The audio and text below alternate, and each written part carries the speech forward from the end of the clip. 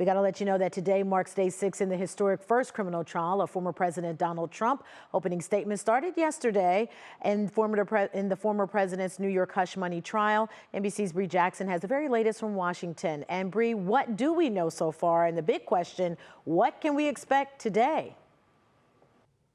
Good morning, Danita. So prosecutors argued yesterday that before he was president, Donald Trump led a scheme to quiet adult film star Stormy Daniels and corrupt the 2016 election. They also called their first witness, who is expected to be back on the stand today. I think it went very well. Former President Trump airing his grievances after an intense day in a New York courtroom. This will go on for a long time. It's very unfair. Trump faces 34 counts related to falsifying business records to hide hush money payments made to former porn star Stormy Daniels.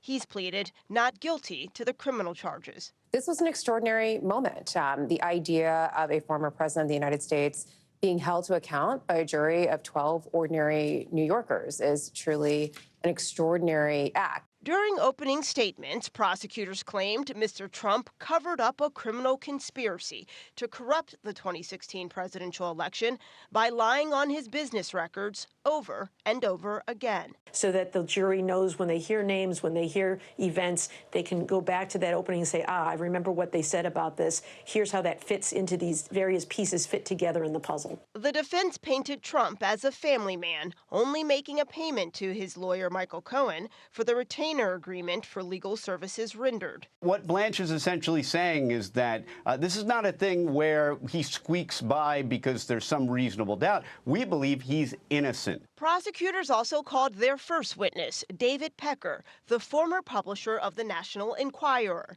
They alleged he played a key role in bearing claims from women who said they had affairs with Trump.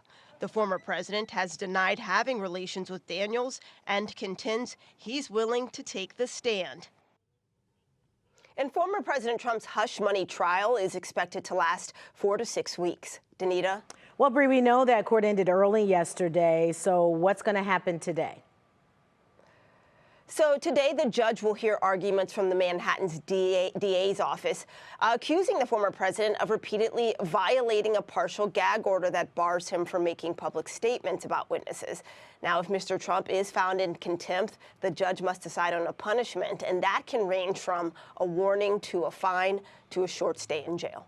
All right, Bree Jackson reporting live from us from Washington, D.C. Thank you, Bree.